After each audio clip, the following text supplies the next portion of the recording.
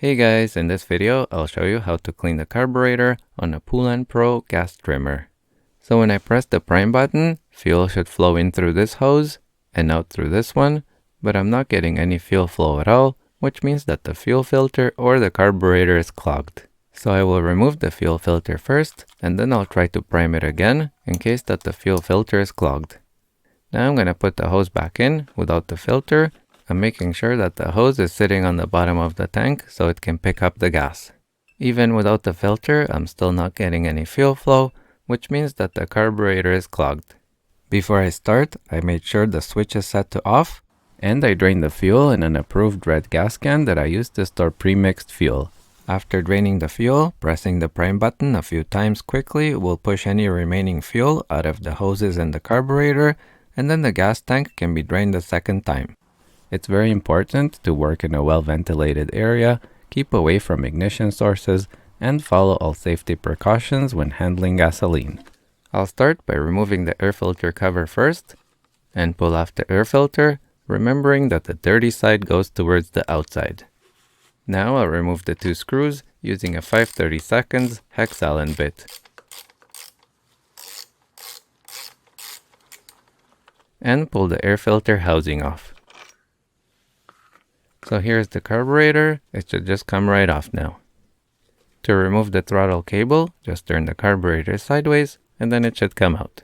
Now I'm gonna disconnect the fuel hoses, make sure that the gas cap is loose so there's no pressure, and have paper towels handy because some gas may leak out of the hoses. And now I can remove the gasket that was between the carburetor and the engine, making sure that I remember how it was positioned. Now I can go ahead and clean the carburetor. So I'm going to start by removing the 4 screws on the bottom. And now I can pry off the cover.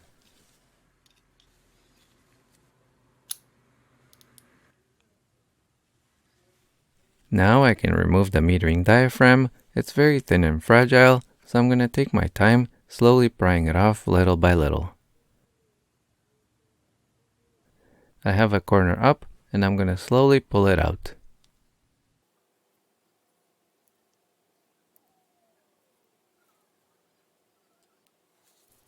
So that came out without breaking, which is good, and I'll put it on top of the metering cover to remember the order. Next, I'll remove the metering cover gasket. I'm using a sharp knife here very carefully because it's not separating easily.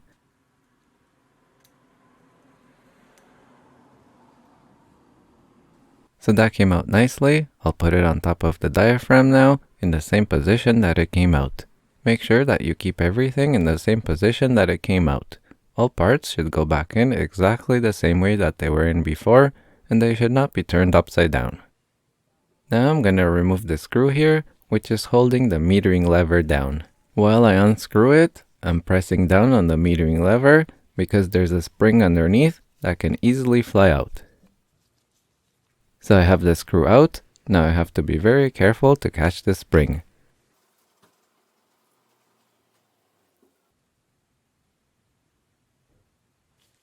So the metering side is all apart now, and I can remove the pump side now. I'll start by removing the 2 screws on the top.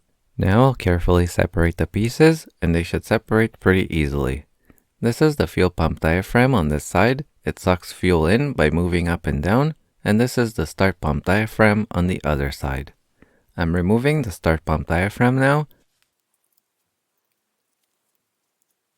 and here's what it looks like on the back. Now I'll remove the pump diaphragm, and here it is taken out. Make sure that you're very careful when removing these parts. If they're even slightly damaged, they will need to be replaced. I'm taking off the primer bulb retainer now,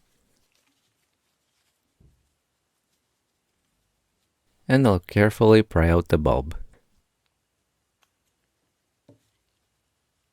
So the carburetor is completely disassembled. Now I can go ahead and clean everything. There's a small filter screen on the pump side. Make sure it doesn't fall out during the cleaning and that it gets cleaned up. Now I'm gonna clean the 3 metal parts with my ultrasonic cleaner. I've cleaned a few carburetors using this cleaner and it has always worked great. I have a video review of it linked up in the cards in case you're interested in getting one, and there's also a link in the video description down below. I'll be using 50% original pine sol and 50% water for the cleaning solution, which works really good for cleaning carburetors.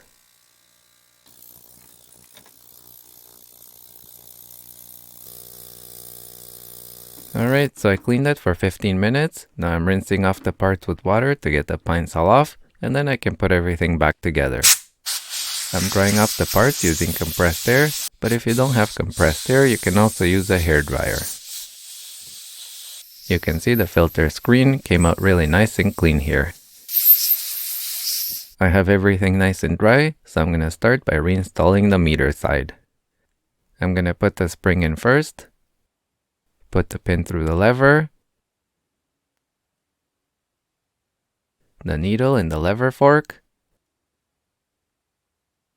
and now I can set it down carefully on top of the spring.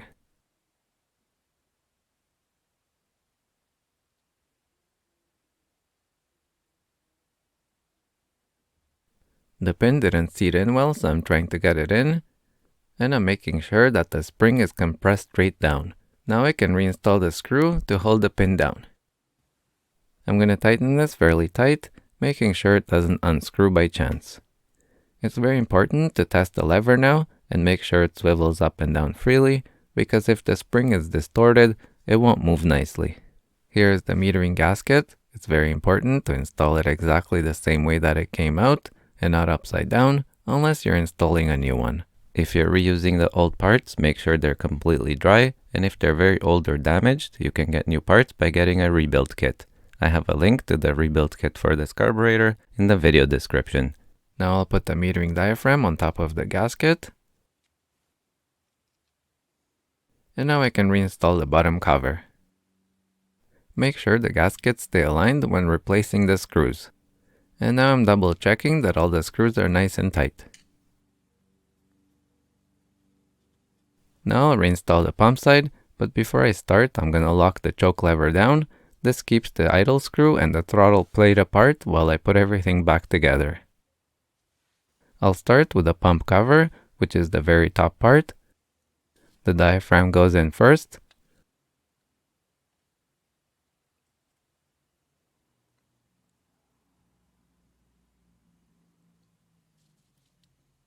And the gasket goes on top. And here's the main pump assembly with the pump gasket and diaphragm.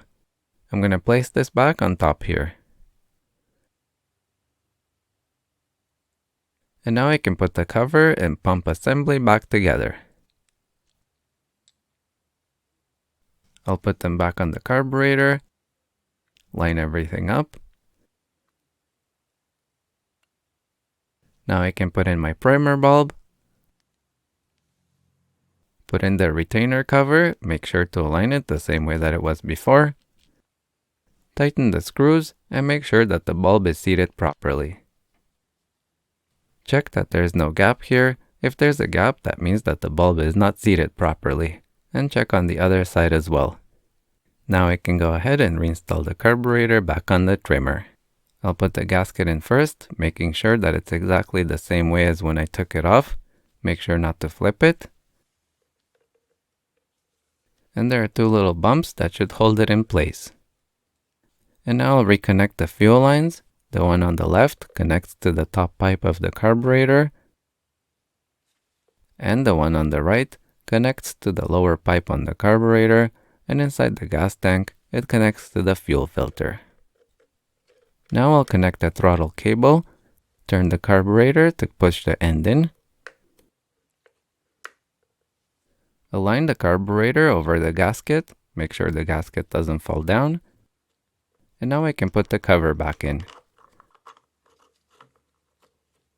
I'm going to wiggle it a bit until the screws catch in. And if the screws don't go in easily, back them out and try again. They should turn easily with the socket by hand.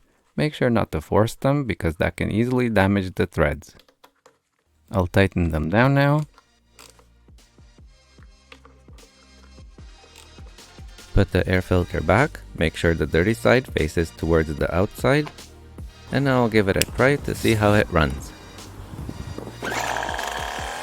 So I got it running perfectly now, but even after cleaning the carburetor, it still wasn't running very good because it needed a carburetor adjustment.